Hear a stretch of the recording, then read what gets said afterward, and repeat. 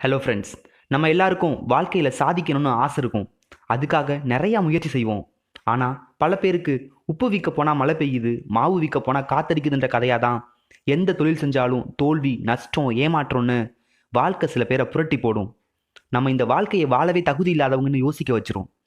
ஏழரை சனி நம்மளை மட்டும் பிடிச்சிக்கிட்டு விட மாட்டுதே, துரதிர்ஷ்டம் நம்மளை துரத்துதேன்னு புலம்ப வைக்கும். வாழ்க்கையில் ஏமாற்றம், தொடர் தோல்வி, இதுக்கப்புறம் எதுக்கு கடவுளை நான் வாழணும்னு கடவுளை பார்த்து விரக்தியில் கேள்வி கேட்க நினைக்கிற எல்லாருக்கும் கடவுள் இயற்கை வழியாக கொடுக்குற பதில் இதுவாக தான் இருக்கும். மண்ணில் எந்த விதையை போட்டாலும் சில நாட்கள் அது மண்ணை முட்டிக்கிட்டு முளைச்சி வெளில வரும். ஒரு விவசாயி சில மூங்கில் விதைகளையும் மற்ற சில விதைகளையும் ஒரே நேரத்தில் மண்ணில் விதைக்கிறாரு. ரெண்டு விதைகளையும் ரொம்பவும் கவனமாக வளர்க்க ஆரம்பிக்கிறாரு. ரெண்டுக்கும் தேவையான தண்ணீர், உரம் எல்லாத்தையும் போடுறாரு. சூரிய ஒளி கிடைக்கிற மாதிரியான இடத்துல தான் ரெண்டையுமே வளர்க்க ஆரம்பிக்கிறாரு. ரொம்ப சீக்கிரத்திலேயே மற்ற செடிகள் எல்லாமே பூமியிலிருந்து முளைச்சி வெளில வந்துச்சு. கிடுகிடுன்னு வளர ஆரம்பிச்சிச்சு. ஆனால் மூங்கில் அவ்வளோ சீக்கிரம் வளரல. 2-3 வருஷம் ஆச்சு. பூமியிலிருந்து சின்னதாக ஒரு இன்ச்சு கூட வளரல.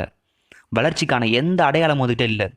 அதுக்காக அவர் அந்த மூங்கில் செடியை விட்டு இல்லை, தொடர்ந்து தண்ணி ஊற்றிக்கிட்டே இருக்காரு. நல்லா பராமரிக்கிறாரு.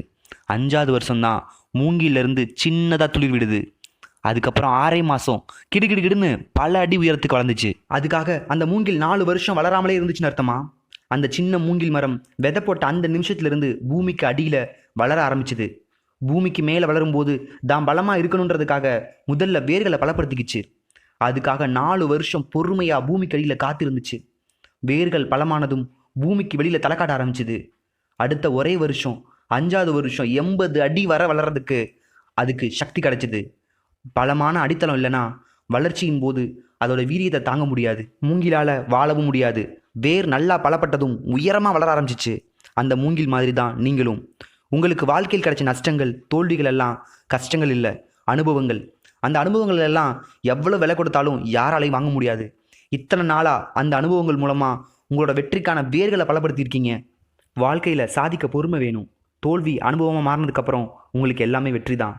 பணம், புகழ் இருக்கவங்க கூட தன்னோட அடுத்த தலைமுறைக்கு அனுபவம் வேணும்னு எங்கோ ஒரு இடத்துக்கு வேலைக்கு அனுப்புறதை பார்த்துருப்போம்.